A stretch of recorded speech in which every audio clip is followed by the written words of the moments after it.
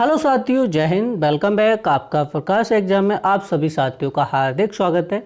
और UP static GK की बहुत ही महत्वपूर्ण क्लास होने वाली है। यूपी होमगार्ड, यूपी एसआई की जो परीक्षा आज बहुत ही नज़दीक आ चुकी है, तो उसके लिए बहुत ही महत्वपूर्ण क्लास है।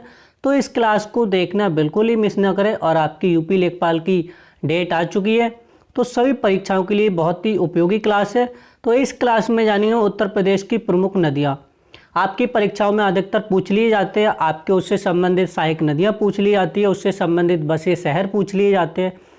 तो ये बहुत ही महत्वपूर्ण हो जाती है कि और नदियों का उद्गम स्थल पूछ लिया जाता है, नदियों से संबंधित आपके संगम पूछ लिया जाता है। तो ये महत्वपूर्ण हो जाता है आपके लिए। तो आइए साथियों बात करते हैं उत्तर प्रदेश की प्रमुख नदियाँ कौन कौन सी है। तो सबसे पहले आती है हमारी गंगा नदी।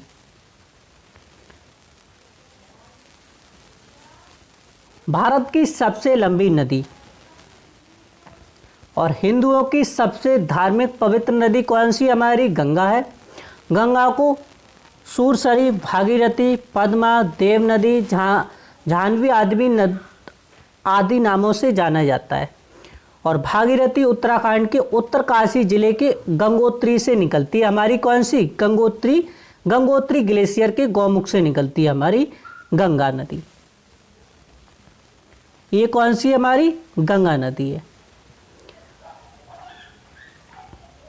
और इसमें आगे बढ़ने पर रुद्रगंगा, जड़गंगा, असी गंगा, श्याम गंगा आदि नदियां मिल जाती हैं।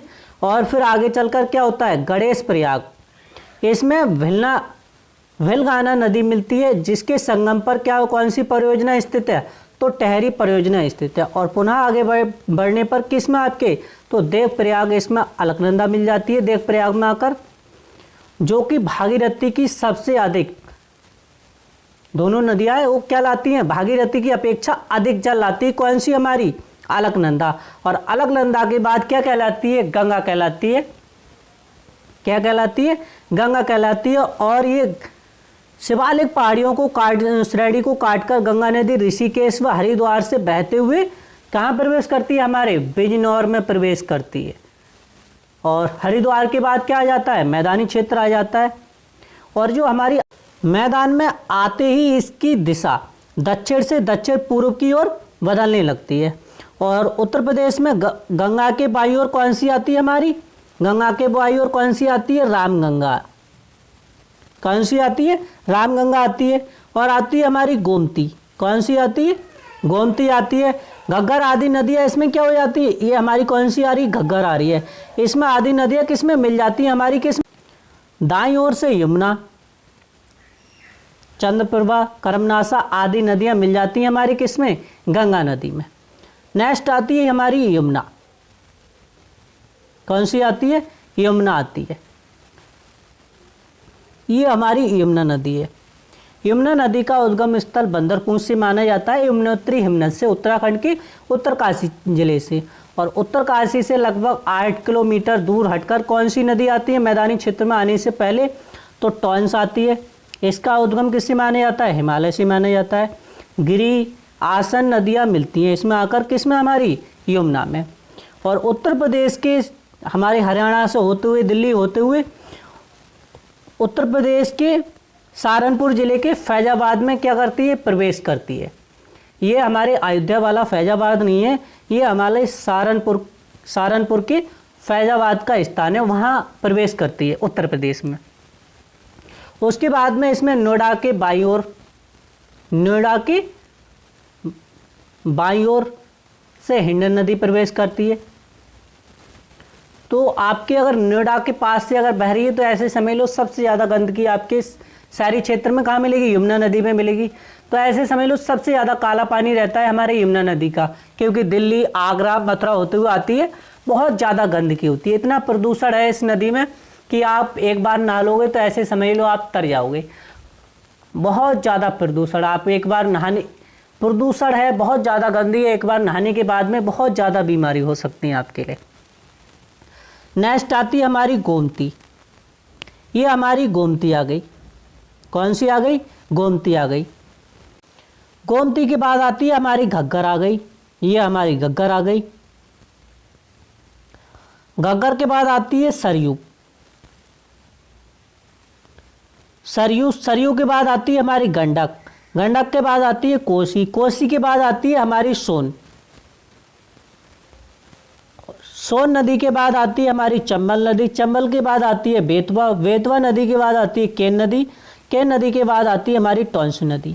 तो ये हमारी जो नदियां हैं वो चाहे आपकी गंडक है, कोसी है, सोन है, चंबल है, बेतवा है, कैन है, टॉन्स है, ये हमारी यमुना की सहायक नदियां हैं। इन नदियों की सबसे बड़ी विशेषता यह है कि उत्तर प्रदेश की अधिकांश नदियां उत्तर पश्चिम मतलब नॉर्थ वेस्ट से साउथ ईस्ट की दिशा की ओर बहती हैं, मतलब दक्षिण पूर्व की ओर बहती हैं, उत्तर पश्चिम से दक्षिण पूर्व की ओर बहती हैं। ये नदियां मिलकर क्या बनाती हैं? नदी तंत्र बनाती हैं, जिसमें मुख्य नदियां और उसकी सहायक नदियां क्या होती हैं? शामिल होती हैं।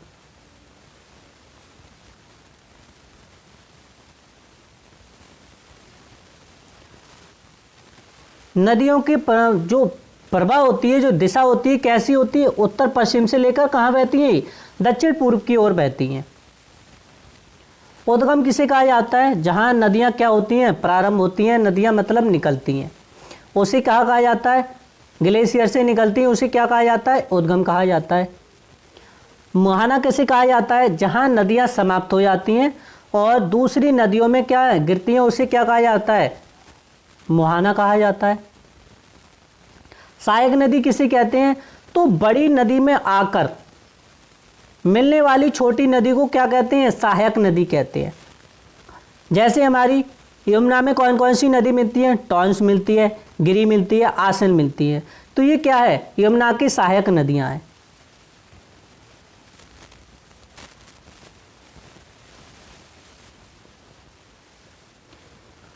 नदियों को कितने भागों में बांटा गया है? तो सबसे पहले बात की है 3 भागों में बांटा गया है। कौन कौन सी?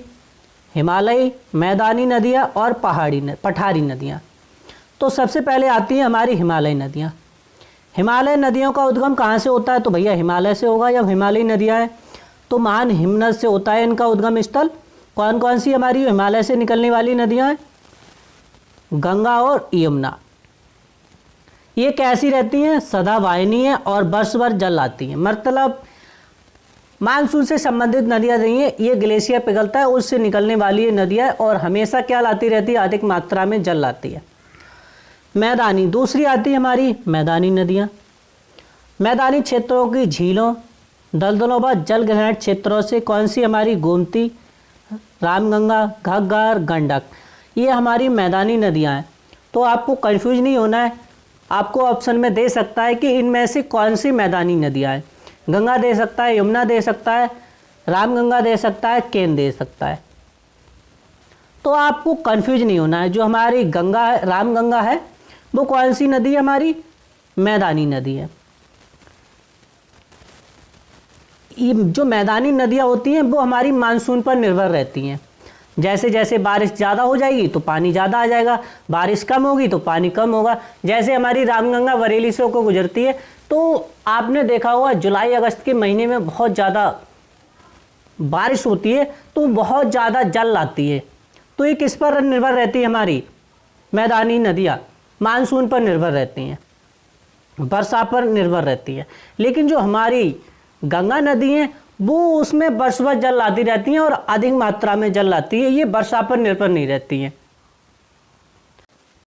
नेक्स्ट आती है हमारी पठारी नदियाँ। पठारी नदियाँ वे नदियाँ होती हैं जो प्रायद्वीपीय भारत के पठारों और कहाँ से निकलती हैं? वृंद श्रृंखला से निकलती हैं, मतलब वैद्य श्रृंखला से निकलने वाली नदियाँ कौन सी कहलाती हैं? पठारी नदियाँ कौन कौन सी हमारी हैं? तो चंबल है, चंबल, बेतवा, केन, ये हमारी प्रमुख नदियाँ हैं जो पठारी क्षेत्र से निकलती है। और ये नदियाँ किसकी हैं? ये यमुना की सहायक नदियाँ हैं। और गोमती, रामगंगा, घग्गर, गंडक, ये हमारी गंगा की सहायक नदियाँ हैं। और जो कैन है, बेतवा है, आपके चंबल है, ये इनका संगम स्थल कौन सा है? तो प्रयागराज, त्रिवेणी संगम इसीलिए कहा जाता है। यहाँ पर 3 नदियों का संगम होता है। हमारी यमुना, जो यमुना की सहायक नदियाँ किस में मिल जाती हैं? यमुना में मिल जाती है। गंगा की सहायक नदियाँ गंगा में मिल जाती है। और हमारी सबसे पवित्र नदी जिसका वैदिक पुराणों में जिक्र है, हमारी सरस्वती, जिसे सबसे ज़्यादा पवित्र नदी कहा जाता है, नदी माता कहा जाता है, आदर्शित नदी है। तीनों का क्या होता था, संगम होता था, इसीलिए इसे त्रिवेणी संगम के नाम से जाना जाता है, प्रयागराज में स्थित है।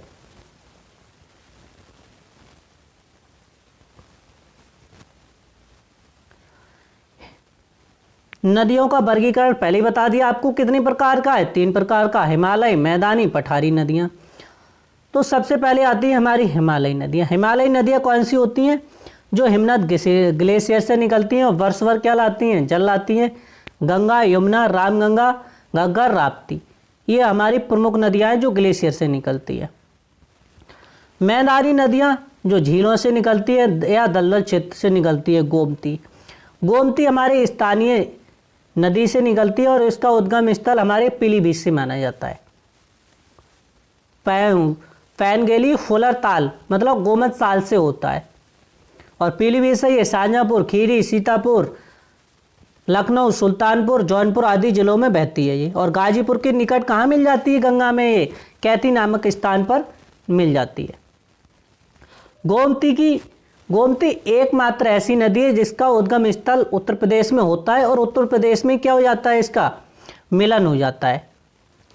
हमारे उत्तर प्रदेश के पीलीभीत से निकलती है और जौनपुर में क्या हो जाती है, वो गाजीपुर के निकट कैथी में मिल जाती है। गाजीपुर भी हमारा कहाँ पड़ता है, उत्तर प्रदेश में पड़ता है। लगभग ये 940 किलोमीटर लंबी नदी है।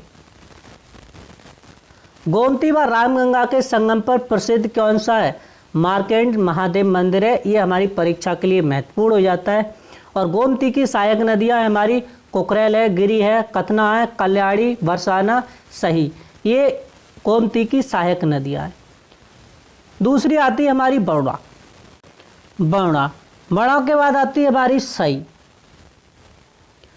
सई का उद्गम स्थल हरदोई की भिजन बांध झील से निकलती है ये, और उन्नाव, लखनऊ, रायबरेली, प्रतापगढ़ से प्रभावित होते हुए राजघाट, जौनपुर में गोमती नदी से मिल जाती है।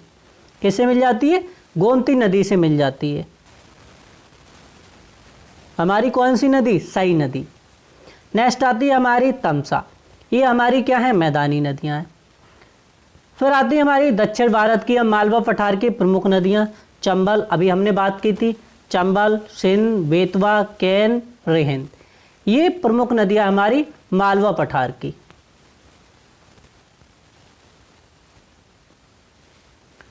गंगा का मुख्य धारा। गंगा कहाँ से निकलती है हमारी, तो गंगोत्री ग्लेशियर से निकलती है, जिसे गौमुख, उत्तरकाशी या गंगोत्री ग्लेशियर कह सकते हैं, या गौमुख या उत्तरकाशी से। कहाँ के मिलती है, भागीरथी में मिलती है आके। और इधर कहाँ, आपके भागीरथी में। इधर कौन सी आती है, मंदाकिनी और अलकनंदा। मंदाकिनी और अलकनंदा का संगम होता है रुद्रप्रयाग में, जिसे रुद्रप्रयाग संगम के नाम से जाना जाता है। उसके बाद जानी जाती है अलकनंदा के नाम से। अभी जो हमारी गंगा है वो किस नाम से जानी जाती है, तो भागीरथी के नाम से जानी जाती है। भागीरथी और अलकनंदा का संगम होता है हमारा देवप्रयाग में, जिसे देवप्रयाग संगम के नाम से जाना जाता है। और उसके बाद अलकनंदा, भागीरथी को गंगा के नाम से जाना जाता है। मैदानों में प्रवेश करती है, शिवालिक पहाड़ियों को पार कर गंगा हरिद्वार से मैदानी क्षेत्रों में प्रवेश करती है। और हमारे कहाँ मिलती है, बिजनौर जिले में मिलती है। बिजनौर में, उत्तर प्रदेश की बिजनौर जिले में प्रवेश करती है।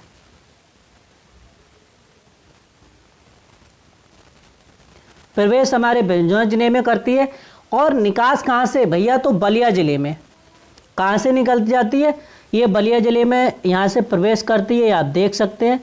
और ये होते हुए ये कहाँ निकल जाती है, बलिया। बलिया के बाद निकल जाती है बिहार, और बिहार की कहाँ प्रवेश करती है, तो बिहार के बक्सर जिले में प्रवेश करती है।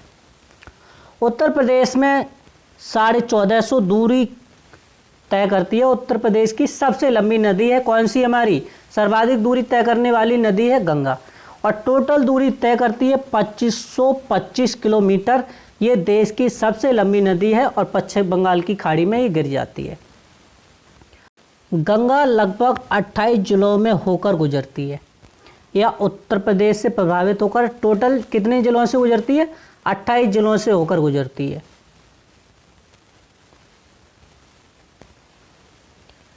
हमारी गंगा की प्रमुख सहायक नदियां, तो बाएं तट पर हमारी कौन सी आकर मिलती है? रामगंगा।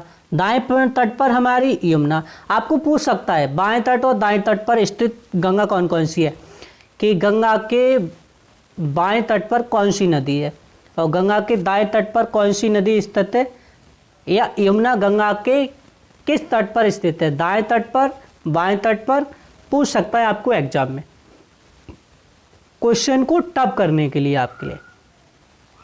गोमती हमारी कौन सी आपके? लेफ्ट बैंक का। बैंक का मतलब होता है किनारा, ये मत समझ लेना पैसे वाली बैंक है ये। बैंक का मतलब होता है किनारा। और दाएं तट पर मिलती है हमारी सोन, गंगा से मिल जाती है।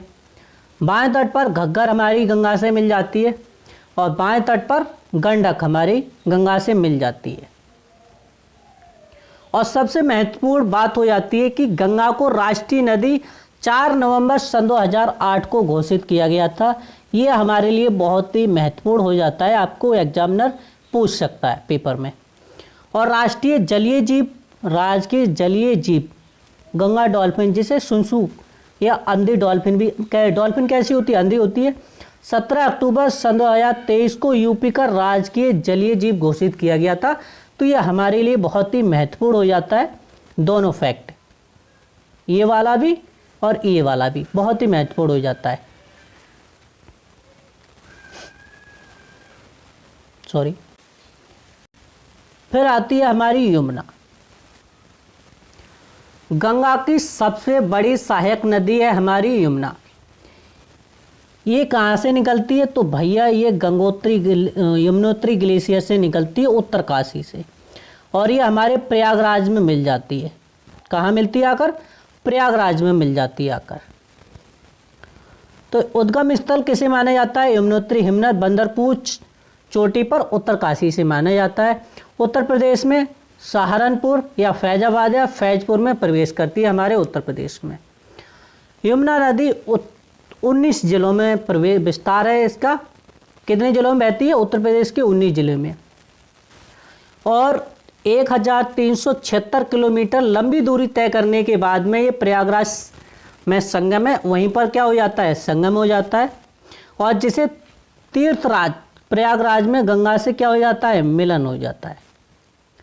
और इसकी अन्य नामों से जाना जाता है। यमुना को कालिंदी के नाम से जाना जाता है।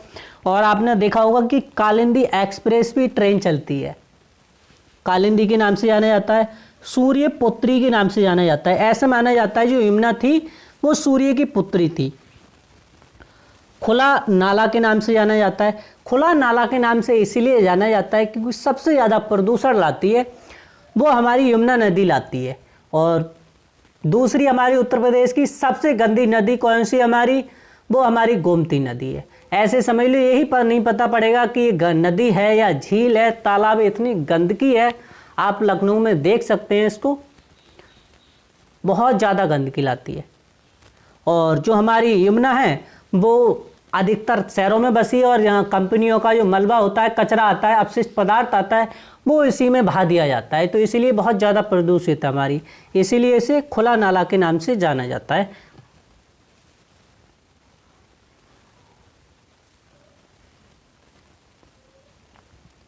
यमुना, ये आप देख सकते हैं, ये हमारा हरियाणा है और ये हमारा उत्तर प्रदेश है। ये उत्तर प्रदेश और हरियाणा के बीच में लंबा क्या करती है? लंबी सीमा निर्धारित करती है।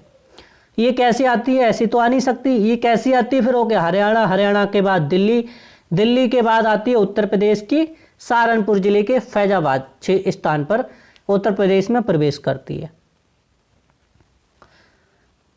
इसके किनारे बसे शहर है हमारे मथुरा जो दाएं तट पर है, बाएं तट पर आगरा भी दाएं तट और बाएं तट, और इटावा भी दाएं तट बाएं तट, हमीरपुर दाएं तट बाएं तट, जालौन दाएं तट और बाएं तट। फिर आकर प्रयागराज में क्या होता है? संगम हो जाता है।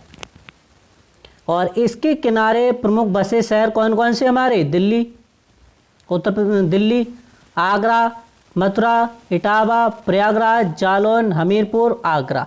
हमें दिल्ली हटा दें क्योंकि दिल्ली हमारा उत्तर प्रदेश से संबंधित नहीं है। तो हमारे कितने शहर हो गए?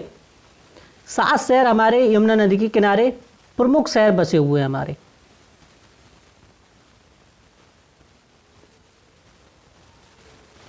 यमुना का दक्षिणी कवच किसे कहा जाता है? तो पठारी नदियों को कहा जाता है। ये सभी नदियां हैं जो हमारी मालवा पठार मध्य प्रदेश से निकलती हैं और यमुना नदी में उत्तर प्रदेश में क्या कर जाती हैं? प्रवेश कर जाती है।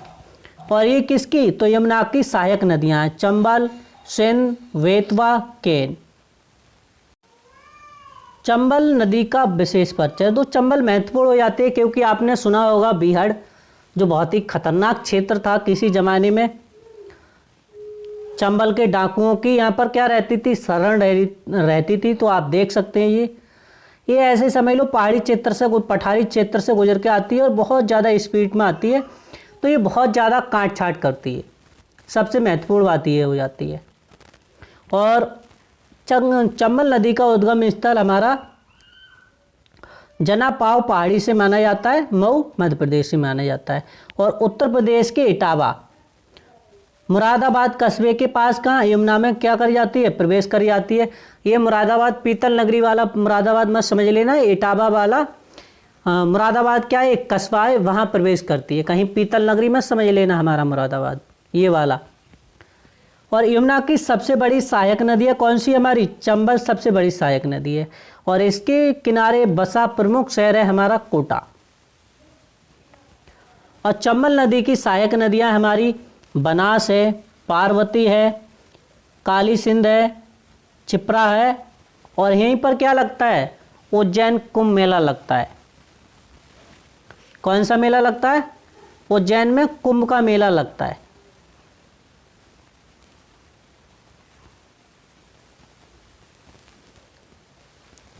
सिंध हमारी कहाँ से निकलती है? तो कैमूर की पहाड़ी मध्य प्रदेश से निकलती है। और जालौन में यमुना से क्या हो जाता है? इसका मिलन हो जाता है। और जालौन किसके लिए फेमस है? तो आपके हैंडमेड पेपर के लिए फेमस है। बेतवा हमारी विंध्य पर्वत श्रृंखला से निकलती है मध्य प्रदेश से। और हमीरपुर में यमुना से क्या हो जाता है? इसका मिलन हो जाता है। कैन हमारी कैमूर पहाड़ियों से निकलती है और कटनी मध्य प्रदेश से। और बांदा में यमुना से हो जाता है हमारा मिलन हो जाता है। और बांदा कहाँ पड़ता है? हमारा उत्तर प्रदेश में पड़ता है।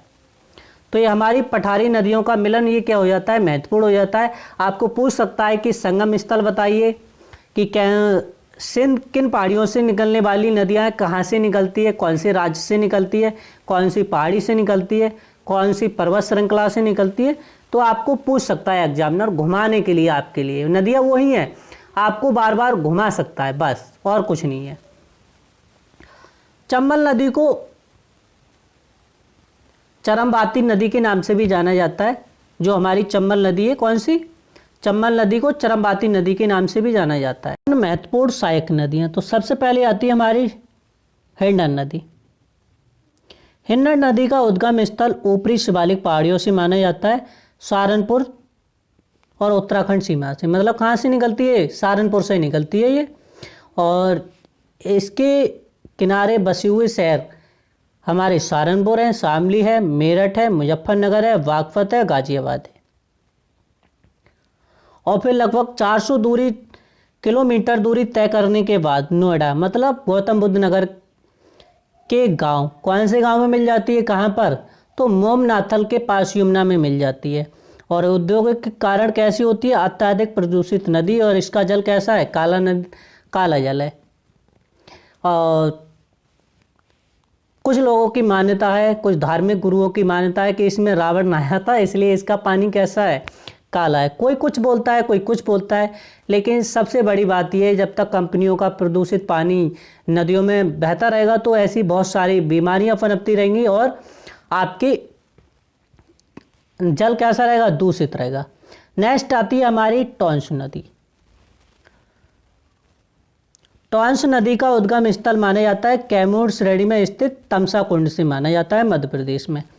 यह आपके देहरादून से नहीं है, मध्य प्रदेश के सतना जिले के तमसा कुंड से माना जाता है हमारी टॉन्स नदी का उद्गम स्थल।